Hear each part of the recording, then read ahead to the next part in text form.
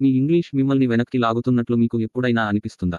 మీకు గొప్ప ఆలోచనలు ఉన్నప్పటికీ, వాటిని విశ్వాసంతో వ్యక్తీకరించలేకపోతున్నారా? మీరు ఒంటరిగా లేరు. ఈ రోజు, మేము విశ్వాసంతో ఇంగ్లీష్ మాట్లాడే రహస్యాలను వివరిస్తాము. కాబట్టి మీరు వెనుకాడటం ఆపి మెరవడం ప్రారంభించవచ్చు. 1. ఆలోచనా విధానం ముఖ్యం. మొదటగా, ఆలోచనా విధానం గురించి మాట్లాడుకుందాం. విశ్వాసం మీ లోపలి నుండి ప్రారంభమవుతుంది. పరిపూర్ణతపై దృష్టి పెట్టడం ఆపి పురోగతిపై దృష్టి పెట్టడం ప్రారంభించండి. తప్పులు చేయడం సాధారణం. అందరూ చేస్తారు. ప్రతి సంభాషణను నేర్చుకునే అవకాశంగా భావించండి. ప్రతికూల స్వీయ సంభాషణను సానుకూల ధృవీకరణలతో భర్తీ చేయండి.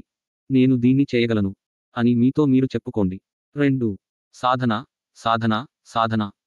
ఏదైనా నైపుణ్యం వలె, విశ్వాసంతో ఇంగ్లీష్ మాట్లాడటానికి సాధన అవసరం.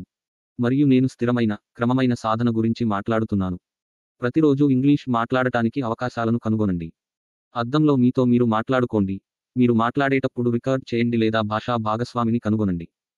మీరు ఎంత ఎక్కువగా మాట్లాడితే, మీరు అంత సౌకర్యవంతంగా ఉంటారు. సరైన క్షణం కోసం వేచి ఉండకండి. దానిని సృష్టించండి. 3. స్పష్టమైన ఉచ్చారణపై దృష్టి పెట్టండి. మీరు ఎంత విశ్వాసంతో ధ్వనిస్తారో స్పష్టమైన ఉచ్చారణ పెద్ద తేడాను కలిగిస్తుంది. నెమ్మదిగా చేయండి.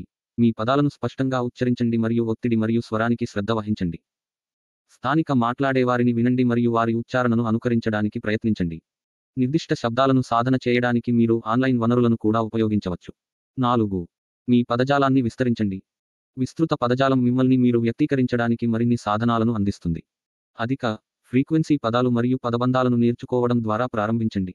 ఇంగ్లీష్ పుస్తకాలు, కథనాలు చదవండి మరియు ఇంగ్లీష్ వీడియోలను చూడండి. పదజాలం జర్నల్ ఉంచండి మరియు క్రమం తప్పకుండా కొత్త పదాలను సమీక్షించండి. కానీ పదాలను కేవలం గుర్తుంచుకోవద్దు. వాటిని సందర్భోచితంగా ఎలా ఉపయోగించాలో తెలుసుకోండి. 5. శరీర భాష మరియు కంటి సంబంధం. మీరు ఏమి చెబుతున్నారో దాని గురించి మాత్రమే విశ్వాసం కాదు, మీరు దానిని ఎలా చెబుతున్నారో దాని గురించి కూడా. మంచి భంగిమను నిర్వహించండి. కంటి సంబంధం ఏర్పరచుకోండి మరియు సహజమైన సంజ్ఞలను ఉపయోగించండి. మీరు ఆందోళన చెందుతున్నప్పటికీ ఈ మాటలు లేని సూచనలు మిమ్మల్ని మరింత విశ్వాసంతో కనిపించేలా చేస్తాయి.